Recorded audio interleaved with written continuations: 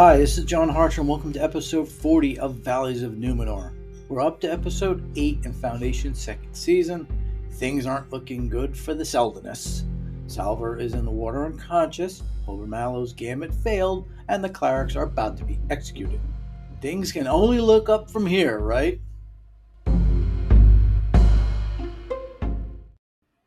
Episode 40, Foundation 0208, The Last Empress.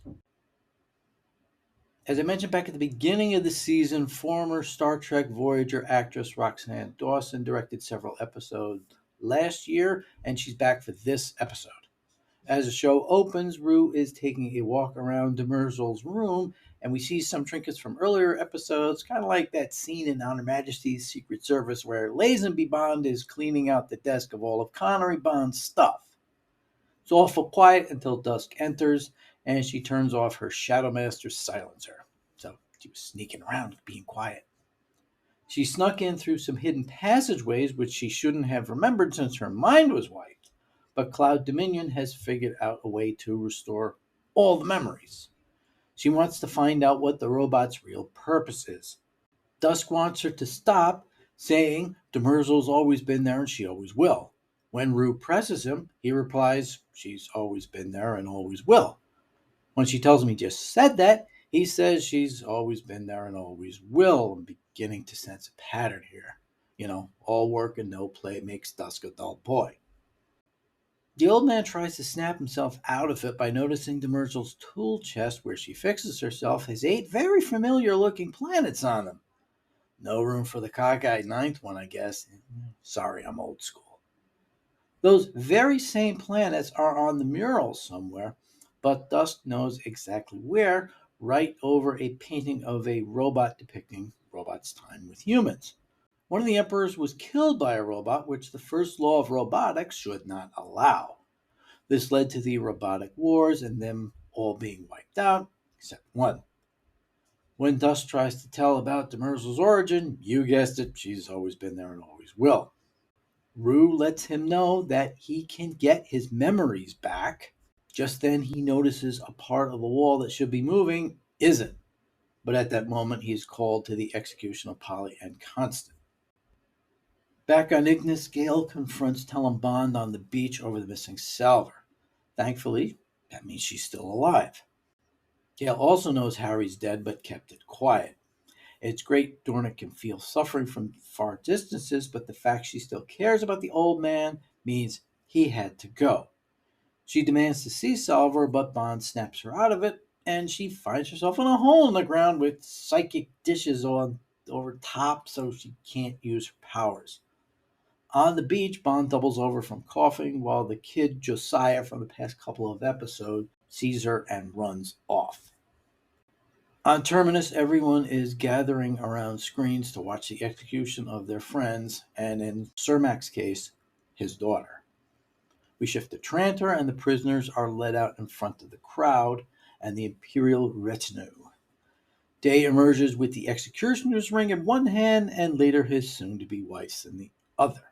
He gives the expositioner's recap to let everyone know why they're going to be killed. The collar of Typhon is a newfangled version of a guillotine. Day shows it off as he lets everyone know the fleet is going to Terminus. Now to decide who dies first. The people scream for Barabbas. They can't come to a decision. Day asks Sareth to make it, but she won't do it. So he picks Constant and places the ring over her head. The girl prays. The guys on Swen are still burning up stuff at Bar's house, while the people on Terminus pray with her, while Bel Rios watches from his ship with interest. Suddenly, Demerzel shouts out a warning as people are blown off the dais. A ship emerges from nowhere, the transmission disappears for a second, then Mallow appears on the screen announcing the beheading's been canceled. Hober tries to find Constant, Dusk finds Rue, Dawn finds Sareth, and Demerzel protects Day, who finally throws her off. Constant reaches around her neck to find the collar had been partially closed when the ship emerged. Mallow finds Constant, but Polly is trapped by 2 guards and he tells them to leave. Becky emerges out of the smoke and chases Day across the ledge, grabbing him by the neck. Guards eventually kill the creature, but it bought Hober and Constant time to reach the ship and get away. See? He's just like Han Solo. After they're away, they do their version of red wire, blue wire to disarm the collar, and thankfully they get it right. They're being tracked, so they need to jump that second. They do, making Belrios and Gladen come to the conclusion that the Empire is not as invincible as they thought. In the throne room, everyone in the retinue tries to figure out what to do. Dusk wants to launch the war now, but Day decides to go to Terminus to show that they are still part of the Empire. Sareth seconds his decision, saying he's the right man to handle it. This means the wedding will have to wait, but so be it. Terminus will be her wedding gift. He leaves Dawn in charge and has Polly brought to him.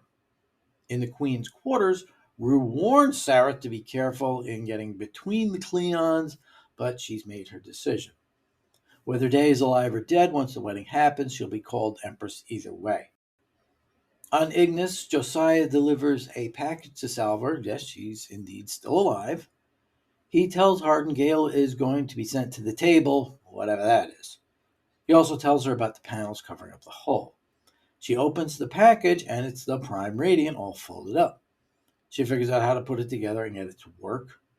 She asks it to be taken to the vault, and she gets there in some kind of virtual way of being in two places at the same time.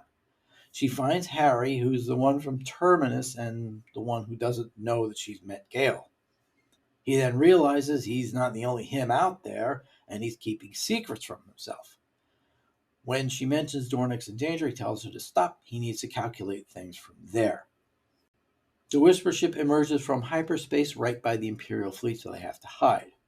Cermak doesn't know his daughter's alive yet, so he goes out to the vault to pray, complain, rant. Harry comes out to meet him and gives him a vessel to do all that at.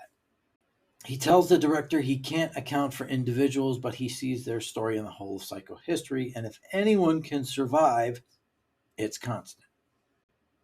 Back on the ship, the two of them talk about their failings when it comes to the church, as well as Polly's failings. Speaking of, he's with the Emperor waiting for the jump. The two of them and Harry Seldon will be able to witness the first two crises, and they're the only ones who can say that, at least of who they know at the moment. In the vault, Salvor is telling Harry all the stuff he doesn't want to know, but she tells him and then shows him the dishes blocking their psychic abilities. Instead of shutting them off, Seldon figures out how to use them for their own advantage. Before he leaves, she asks about the second crisis. He doesn't know, so she tells him about Hover Mallow. He leaves, but decides to use that information to write Mallow's name on the vault. So, is this taking place now? Then? Does it matter? Back on the ship, Hover and Constant figure out what to do. Leave, drink wine. Constant suggests sex. Okay, may as well. They tend to business, then decide to have the wine, even though he still hasn't guessed her name yet. Right as he gets the wine, and we see his butt, thanks again, Foundation, Belrios appears and lets them know the ship is under their control. On transfer, Dusk sneaks into Rue's room and gets her to come with him to the mural. They find the section not moving, and he's able to find a door right behind a picture of the robot. The room leads to a stairwell they obviously didn't know about. In the tunnels under the city, Dawn and Sareth seek off and decide to take care of the whole having children thing right then and there. She injects them with the nanobots who will fix things down below. On Ignis, Salvor makes the device Seldon described to her, and sure enough, the sound waves break the opening at the top, allowing her to get out. The table that Josiah mentioned is in the temple. Gaal is on it as everyone is gathered to watch the ceremony. Telebon tells her own story about being special and how people treated her. She ended up growing old, but figured out how to move her consciousness to a little girl's body. So when her current body begins to fall apart, she picks a new, younger model. Turns out she was the one who made Dornick want to leave Synax in the first place and eventually come to her after 150 years. The children blow some whistles and the ceremony begins. Back in the tunnels, Dawn and Sareth figure out how not to have this situation spin out of control. The Queen suggests destroying the other clones. Dawn says no, but even if he said yes, Demerzel wouldn't let it happen. As Day prepares to go to sleep, Demerzel is there to protect him. Down in the secret room, Cleon I greets Dusk and Rue and prepares to tell them about the robot. Sareth figures out the Emperor doesn't need children, His heir is the robot who is the real last Empress. Okay, if you've been watching the show, you've noticed they pronounce the robot's name as Demerzel. I've been pronouncing it as Demerzel since I read the books in the 80s, so I'm probably going to keep doing it that way. Sorry. Anyway, this is probably one of my favorite episodes of the series so far because it not only starts to really tie the pieces together, but it delves heavily into the backstory of the history of the robots and Empire. See, I did it again. And also what possible threads that they will use going forward. I've mentioned several times how vital Demerzel is to the history of Foundation in the novels. And now they've officially introduced our solar system into the series. Earth in the original books is a long abandoned world and isn't returned to until the final book, Foundation in Earth. So will we get pieces of Pebble in the Sky, the stars like Dusk, Currents of Space, or the Elijah Bailey novels sprinkled in somewhere?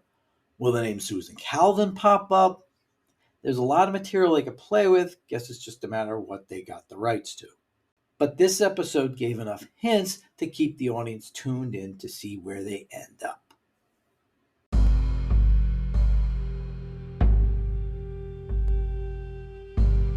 Next time Demerzel's role is finally revealed, Day and Harry meet up again, and will Gaal still be herself? That's next time on Valleys of Numenor. Please hit the subscribe button if you like what you're hearing. I'm John Hartjar. Thanks for listening.